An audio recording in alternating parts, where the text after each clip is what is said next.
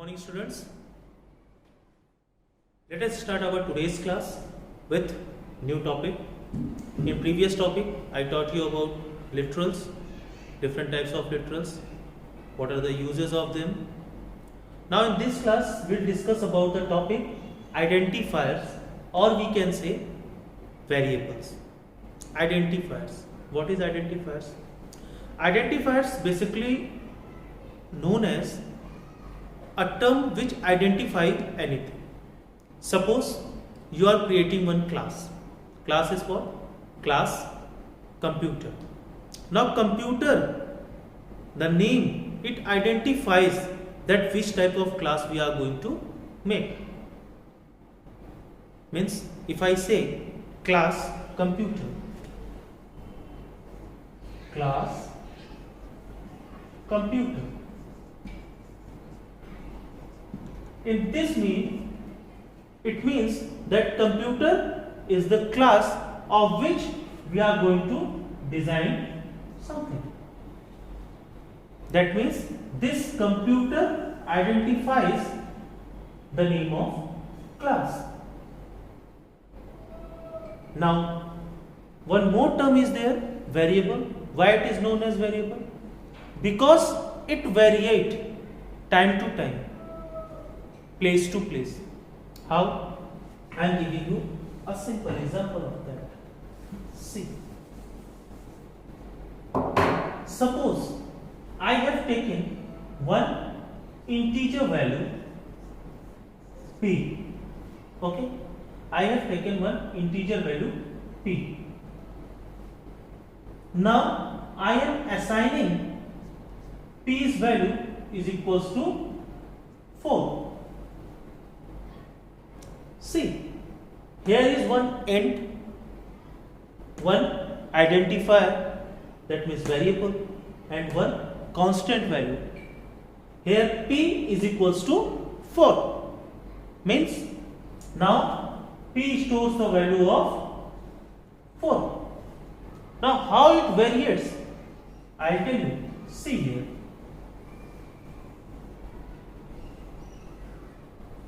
This is your memory locations.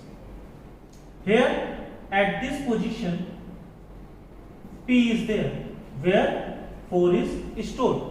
Here also something is stored, but my value is stored over here. Okay. In the next statement, if I have written int p is equals to p divided by 2, p equals to p divided by 2, then what will happen? Now see, at the same position, because the address is not changed, at the same position, now value will be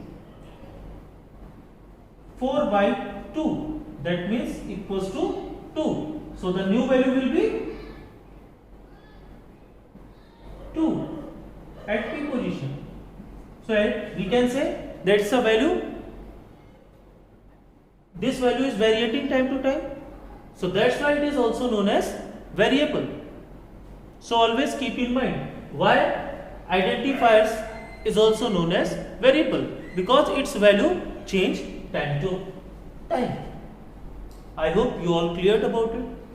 Now there are some rules for naming a variable. Some rules are there to identify. Now first one is what?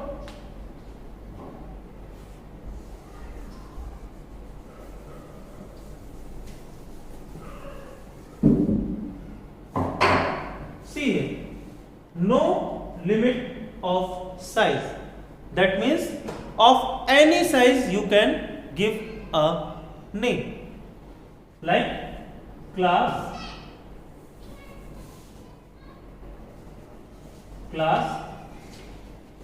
A, B, C, D, E, F, G, H, I, 1, 2, 3, 4, 5, 6, 7, 8. Means whatever size you want to give, you can give easily. Okay? Class A, B, C, D, F, G, H, I, J, 1, 2 means there is no limit of size. Clear? always keep in mind. There is no limit of size. The first rule. The second rule says contains alphabets, digits and special symbol. Here special symbol means $sign and underscore. Okay, we can use class. Suppose your name is Aman underscore Chauhan. This type you can use. Okay. If you are not using this, then this will be invalid because computer will not take this. To use this name, you have to use this underscore sign. So a variable can contain alphabets, digits and special symbols in it. Okay. Next, name must be meaningful. This is very clear. Suppose you are saving any file in your computer. At that time also you are giving a meaningful name to that file. Because whenever you want to find that file, if you are having that name in your file, you can easily find out that. So that's why always gives a name meaningful. Meaningful name will always gives you a meaningful result. And you will be always remembered also that what type of program you have made. So always, suppose you are making a program for addition. So in that case, you have to name class add, then after that the program. This will show that this program is of addition type. Variable is not only for class only. You can give int x equals to 10, int y equals to 20, int c equals to 10 plus 20, or you here write x plus y. So these are also variables. Always keep in mind, and you can give any name to it. Any limit size, no limit size, contains alphabet, digits and special symbols. And last, name must be meaningful. And one more point is there, underscore must be used in between, as I told you over here. So this is the rule for naming a variables. Hope you all clear. Now next is assignments. What is assignment? Assignment means something is going to be initialized over here. Something is going to assign over here. Suppose here I am using int x, and when I am writing 5 over here, that means I am assigning 5 to x, or y equals to 20. Here I am assigning 20 to y. Char ch equals to a. That means here ch is having value a in it. So this is the process of assignments. Okay. Now there are some declarations of variable and assigning constants. What are the assigning constants and declaration of variable? Here a table is given. This table is given in your book also. You can go through it and you can see over here also. Now declaration of variable. How a variable can be declared? Int x. If you are having a variable int x, in that case x is equals to 2. Because it is of integer type, so there will be no decimal, and you can give 2, 20, 30, 40, minus 10, minus 20, minus 30. These type of values in this type of data type. In this one. Next, long b. Long b is also integer type value take, and it will take values more than 4 byte in integer form. That means here also you cannot give any fractional value. Okay, only integer value, but it must be in the range of long, that means of 8 bytes. Now next, float f. Float f, as I told you before, float will take values up to 7 decimal places. Here f equals to 1.567 and this small f is required. It is very necessary because if you are not going to write, it will ask that possible loss of precision or double required in place of float. This type of error can come in your program. Now next one is double y. Double is higher range, is carrying higher range than float. So always keep in mind it float carries 7 decimal places whereas double carries more than 7 decimal places. Next one is char ch. Then in char ch everything has to be in single quotes and single character at a time. Always keep in mind. Then string is storing values in double quotes and it has more than one alphabet. Now Boolean B. Boolean B is the last term which is works in data types and it always contains a true value. So this is the explanation of assignments. You are having your book also. Now there is static initialization and dynamic initialization also in this part. So I'll tell you now that. Okay. Next topic is initializing a variable. In initializing a variable, what is the need of initializing a variable? In computers, whenever we initialize the variable, when we not initialize the variable, in that case what happen? It will take garbage value, and garbage value will give abrupt result. Abrupt result means whatever result we required, in place of that result it will not give, it will give garbage value. In initializing a variable, the main focus is that whatever result we required for our program, that has to come. Now initializing a variable is also categorized into two parts. The first one is static initialization, the second one is dynamic initialization. Now what happens in static initialization and what happens in dynamic initialization? In static initialization, whatever initialization we have done, we have to do at the time of program writing. At the time of program writing, that means when we are depicting the logic of code, when we are writing the codes of program, that means source code of program, then in that case only we have to do all type of what? Initialization. That means suppose I am making a program class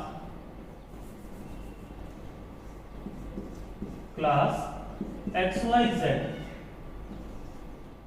PSVM, it stands for public static void main, and then here only we have written in A equals to 10, B equals to 20 and int C equals to A plus D. SOPLN A plus D. Now what happens over here? Here we have designed one program regarding static initialization. Here I have done dynamic initialization also, but I am just skipping this one. Just put a comment on this. Okay, don't. It is as a, I have written over here to just categorize it with dynamic initialization. Now see, class XYZ is the class, then public static void main, string args you can use. Then int A equals to 10, B equals to 20. Here I am assigning 10 to A and 20 to B. This is called static initialization. At the time of program writing, I have given this as a value over here, as a assigned value over here, and just I am printing these two values. Okay, so this is known as static initialization. Means at the time of writing of code, whenever we are assigning the values to the variables, that is known as static initialization. Then if I talk about dynamic initialization, then what happens? in place of assigning these values, if I talk about dynamic initialization, now I am talking about dynamic initialization. Int a comma int b. Okay, here I have not given any value. C equals to a plus b. Now see, here nothing is there. In place of this, I can write int a comma int b. As a functional argument, I have passed these values, and inside of the function, I have written int c equals to a plus b and printing addition of a and b is equals to plus c. Okay, now see, here I have done dynamic initialization. Here I have been done dynamic initialization. Understood? Then after that, see, here it will take values. First it will take value for a, then it will take value for b, but at the console window. Okay, not over here. Here I have not assigned any value over here. So when I am just going to close this and going to the class name, and there we right click on that. Then when void main we will do, the cursor will ask two values for this, and that will come over here after taking value from the user. Got it? So this is known as dynamic initialization. Okay. So students, I think static initialization and dynamic initialization, the difference is very clear. In static initialization, whatever we have to do at the time of program designing, and in dynamic initialization, we are whatever we have to do at the time of runtime. And here I had told you that how to give the input in terms of only method, console main method. Okay, I'll tell you how to give without no need to give the values in main method. In place of that, how we can give in the program section, or how we can take input the values in the program section, that means in the curly braces section. That I will tell you further in the further classes, because there are more topics like punctuator and separator is also there.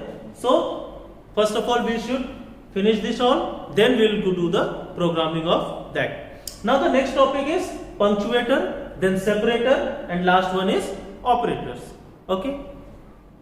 In punctuator, what is punctuators? Punctuators, that means these marks like question mark, then dot, then semicolon. This is question mark. Question mark. Now question mark is basically used to check out the condition. Suppose I have written one condition over here, b is equals to a greater than b. In that case, a will execute and b have to wait. This question mark do what? If the condition is true, then a will print, and if the condition is false, then a will not print, b will print. Okay, so question mark decides what? It gives the condition choice. Okay, when two situations are there, it will select the situation in between that. So the work of question mark is what? It is used to find out the relation. Next, dot. Dot is used for scope. Without, I think you all have used import java.io.start.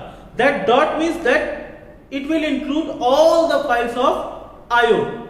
Okay, dot will relate the two terms in Java.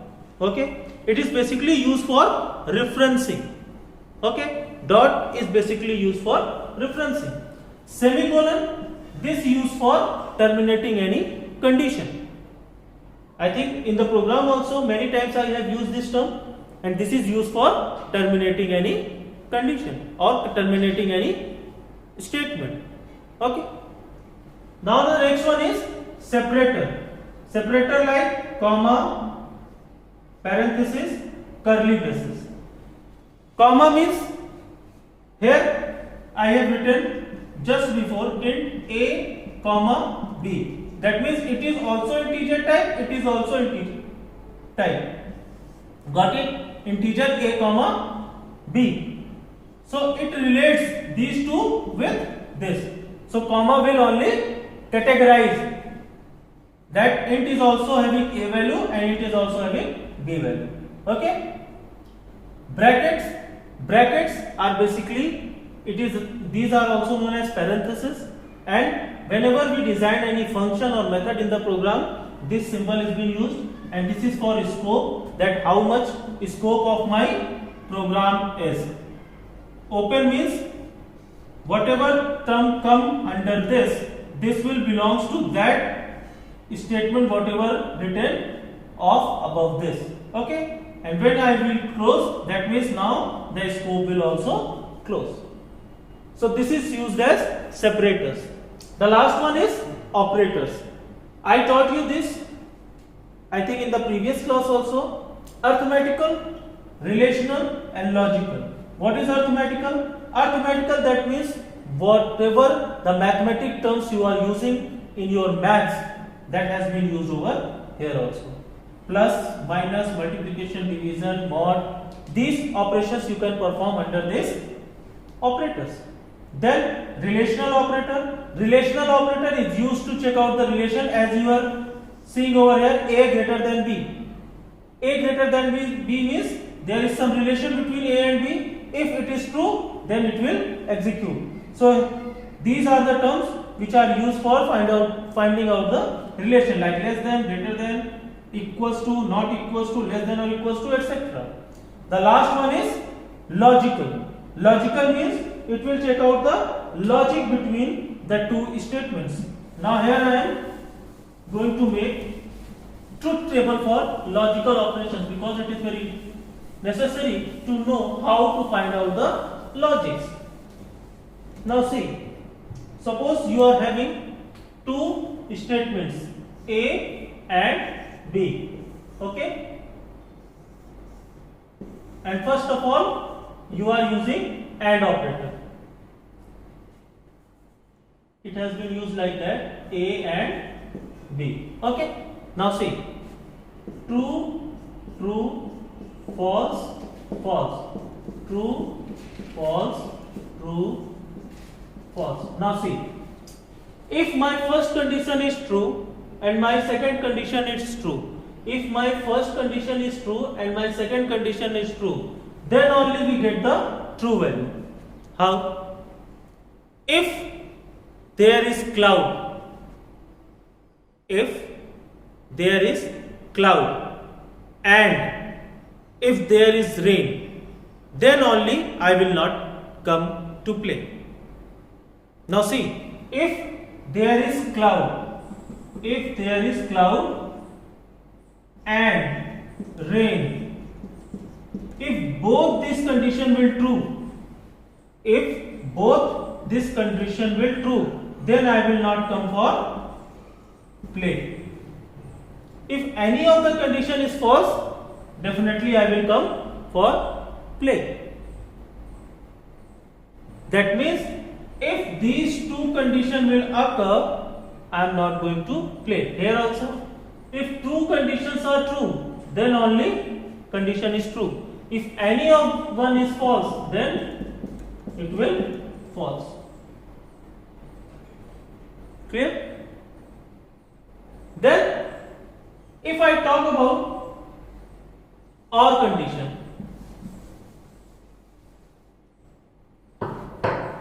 A, B, OR.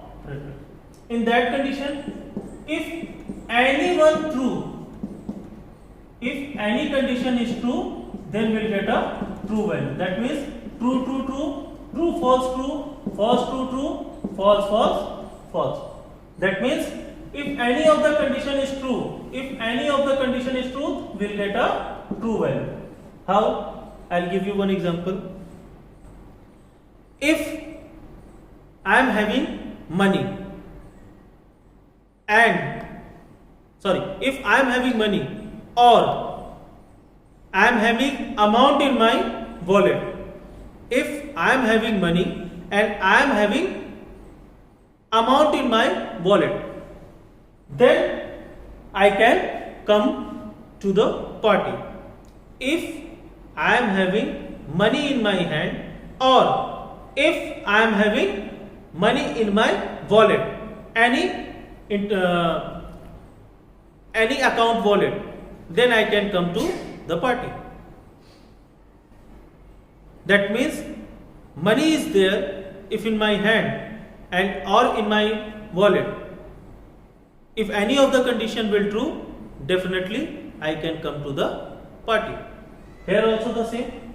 If both condition is true, that means money in my wallet and money in my pocket, then definitely I will come. Money in my pocket, but money is not in my wallet, no problem, then also I can come.